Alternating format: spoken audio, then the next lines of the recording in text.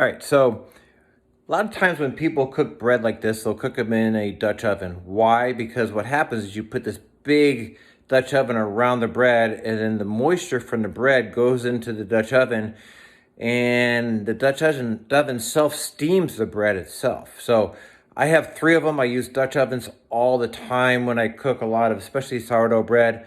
But it's a long process. If I gotta make 2, 3, 4 breads, it's heavy and it takes forever because I gotta cook them one at a time. My oven's not big enough. So I'm gonna show you a trick that I like to use, and you can cook multiple breads at the same time. It's kind of like Rob's poor man's Dutch oven. So here's how it works. So you saw my oven. I had this big, what do you call it, pizza stone there, and I got the heavy cast iron. What I do is I take basically it's a turkey roaster pan, and I curled up the ends. What I'm gonna do is I'm gonna put the bread right here on top on parchment paper, and as soon as I put it in there, I cover it with this stupid little turkey roaster, and that's it. Oh wait, I do one more thing because I like a lot of steam. Is I'll take some ice cubes like this, and I'll throw them in the corner here and here on the edges, so that steam will add it, and then I put the lid on top of it, and I'm good to go. That's poor man's steam oven Rob. And the reason I like this is two things. One, so let me talk about this. So why use this oven instead of the steam oven? It's because when I cook bread, I noticed that the best way to cook bread is have steam for the first 10 minutes. I mean, I really want it to just really pop with steam right away.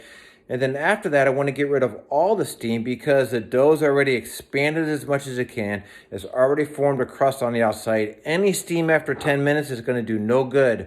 With this, I can literally come in here and I can remove the turkey pan and get rid of all the steam at once, and it can bake normally, which is awesome. So one thing I do not recommend is if you have a steam oven, great, use it, but don't use the bread setting. Set it for a steam setting at that 450 degree temperature.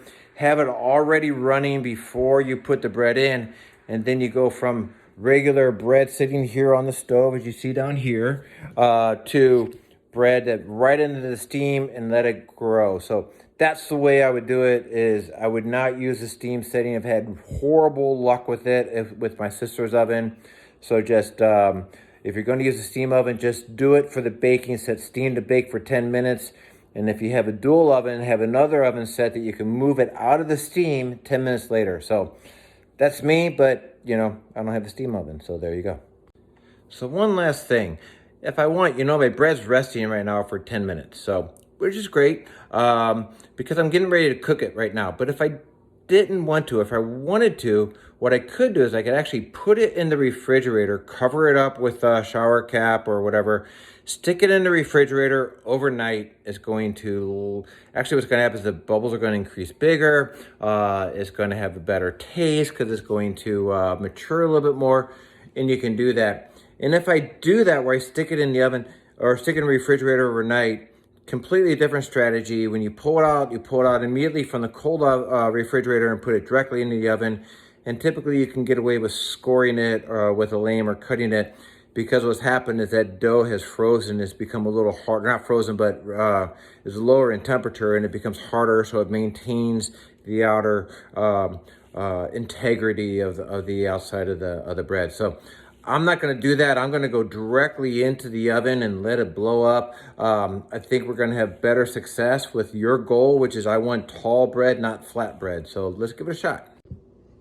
All right, so it's been resting for 10 minutes. Now, if we look at this, I don't know if you remember, but look how puffy this is getting. So it's actually starting to increase in size. But what I want to do, again, I want to add that surface tension. So while it's in here, I'm simply going to pinch the sides together a little bit. And again, I'm building up that surface tension underneath. I'm really stretching it on the back side.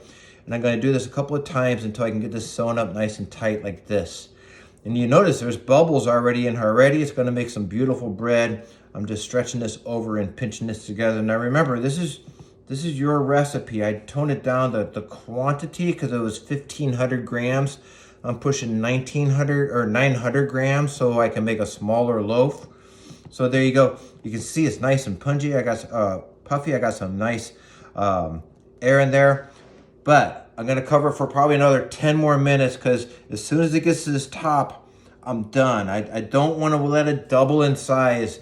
The problem with doubling in size is that you expand all the yeast to its full potential and then you try and cook it. And that oven spring, as they call it, when you put it in the oven is what really makes it grow. But if I already doubled it in size, there's no more for the yeast to grow and it doesn't really grow, it just kind of flattens out. So I don't want to double it in size, maybe 50% at most. All right, now this one here, a little different, is a smaller one. It's not as punchy, probably because I sprayed it wet on the inside and it cooled it down a little bit. But again, I'm going to pinch the corners up and really tighten this loaf a little bit more to add that tension to it. And you can see, you saw how soupy it was. And now you can see it's actually a ball. It's looking really, really good. So you can see how even though it's soupy dough, you can still have some structure to it. And we'll see what happens. So I'm almost tempted to cut into this one here. I probably will and see how it grows. The big one though, I'll probably not because, and we'll see what happens with that. I might find out that because I don't cut it, the bread will start blistering and splintering and breaking. Not necessarily desirable. 10 minutes, see you later.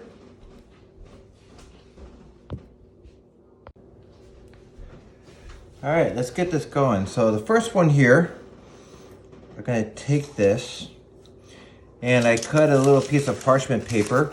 They'll fit right over here. I'm gonna put it on top of the dough and I'm going to flip it over just like that. Remove the bowl. And there you go. That's ready to go in the oven right like that. I'm gonna do the same to this one here. Look how that's blown up. That is awesome. All that extra yeast in there. And I'm gonna throw this over as well. Now, before I remove this, one thing I wanna do is I wanna slice this one here and then see how it looks. So I'm gonna grab my lame here, basically it's a razor blade, and I'm gonna cut into this here, right like this. See how deep I can go. I'm gonna cut it in two directions.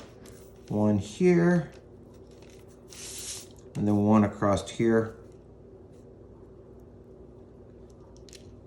And you can see how the dough is already pulling apart. Now, when you do this, if you really want it to expand out, you gotta go deep. So I'm gonna grab a different one, and I'll be right back.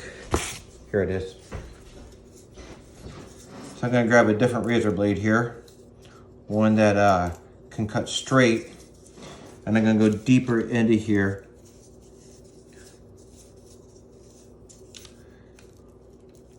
Like so. Now you could use a sharp knife, but I found out a lot of times it's just not sharp enough. You want to be kind of quick with it because you don't want the dough to break the bubbles.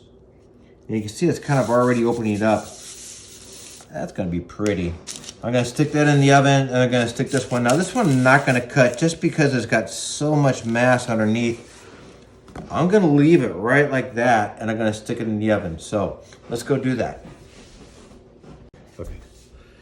All right, so one last thing. I'm looking at this dough, and I think it's gonna be okay. So I'm just gonna do one little slice right down the middle like this, because I think if I don't go too deep, it's gonna open up, just let enough air for this to rise up. So let's give that a shot. So I'm gonna put this in the oven. Thank you, Jacob, for holding this for me. And when I put it in, I'm basically gonna slide it right off of the parchment paper into the back. That one's done. Meantime, I'm gonna grab this other one that I already did and set this in there as well. I don't like it that the parchment paper is overhanging. I'm gonna move this over a little bit just because it's a little tight. All right, and then finally, I'm going to grab my aluminum top, put it on there, and then, here we go, ice cubes. Welcome to my kitchen. I'm gonna open this up now because it's aluminum, it's not that hot. I'm gonna sprinkle a couple of ice cubes on one side, a couple of ice cubes on the other, close the oven. There's my makeshift steam oven, 10 minutes, And I'm gonna remove the steam. We'll see how that bread looks.